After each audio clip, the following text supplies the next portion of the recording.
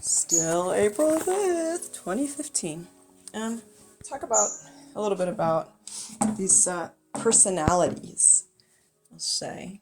I'll call them personalities that try to make their presence felt. I'll turn this music down. Just a moment.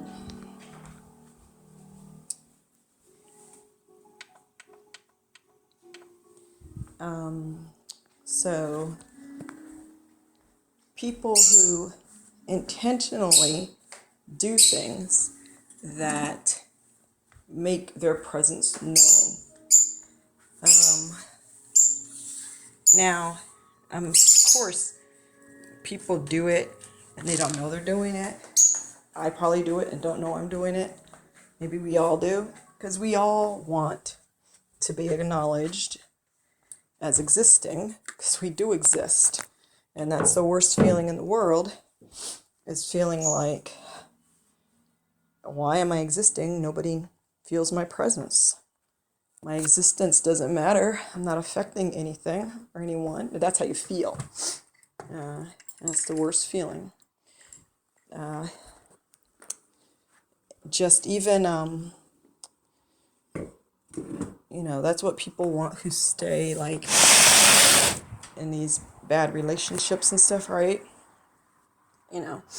Being loved, that's all well and good. Who even knows what the fuck that means anymore, right? So we'll settle for being, having my presence felt. Even that means that he's gonna bop me upside the head every other day. Well, at least I know he exists. Am I oversimplifying this? Like to the point of being offensive to somebody? I'm not trying. I don't mean to be. And I need to think simply, because I'm a simple-minded kind of person, and so I need to try to understand the ABCs of things. I imagine I'm not the only one. That's part of the reason why I do this whole thing. Anyway, so I'm just talking about wanting our presence to be felt, to be acknowledged as existing. And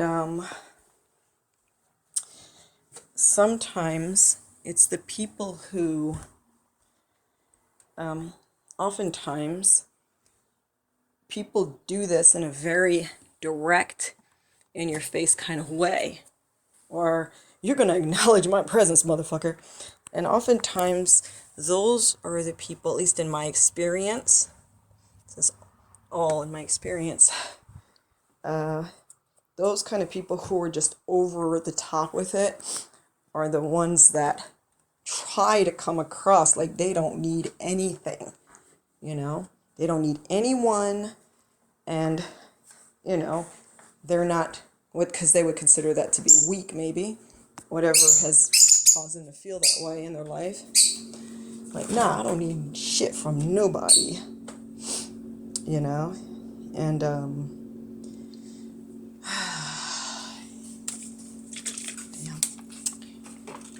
So, when people are loud and obnoxious, or even they do these passive-aggressive type things just to be acknowledged, really, instead of just getting pissed off at them, immediately,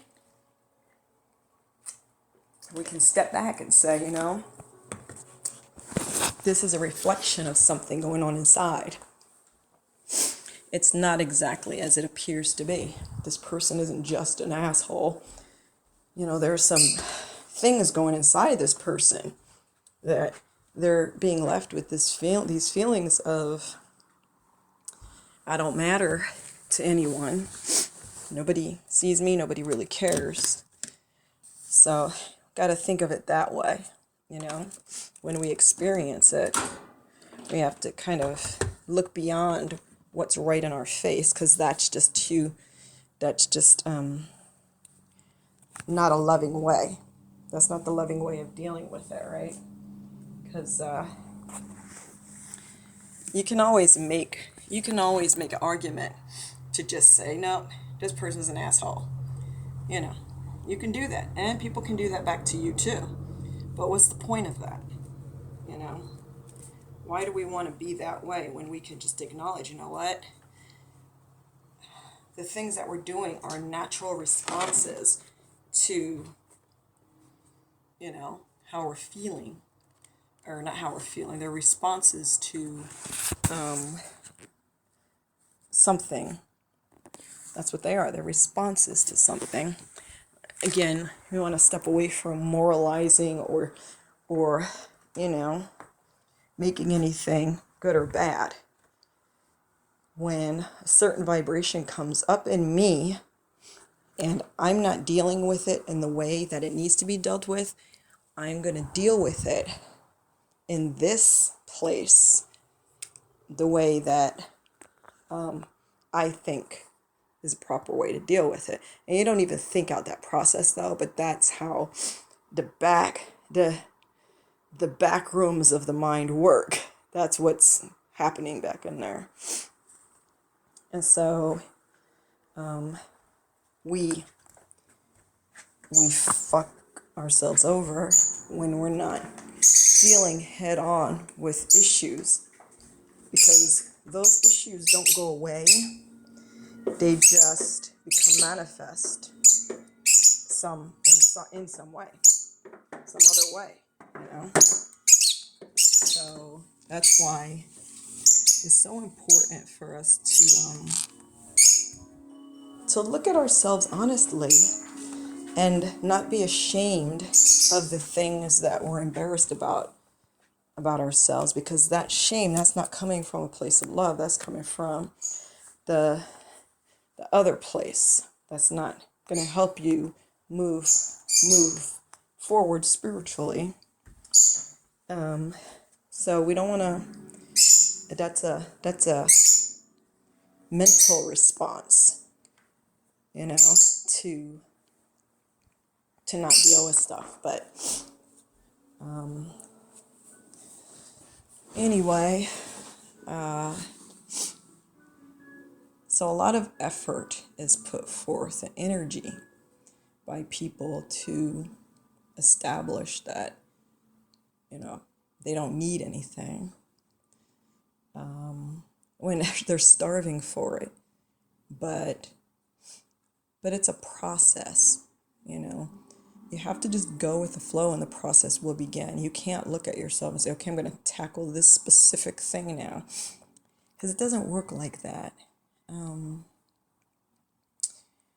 think maybe evolution or growth is like a season in the year where, you know, in the spring, it's not just getting warmer.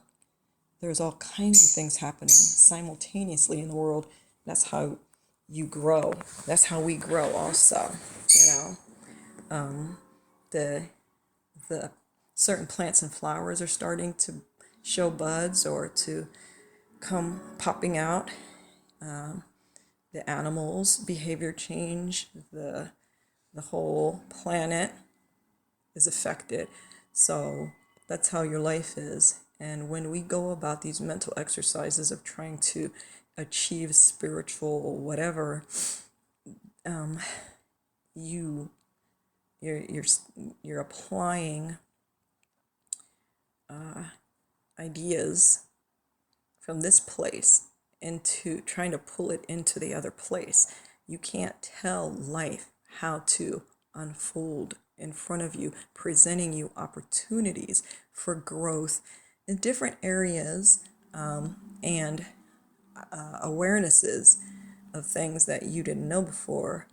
And that's how we learn. We don't learn by memorizing some words and then setting to apply it. That's not how anything in life grows or evolves. And there's a lot of processes that are going to take place. And you have to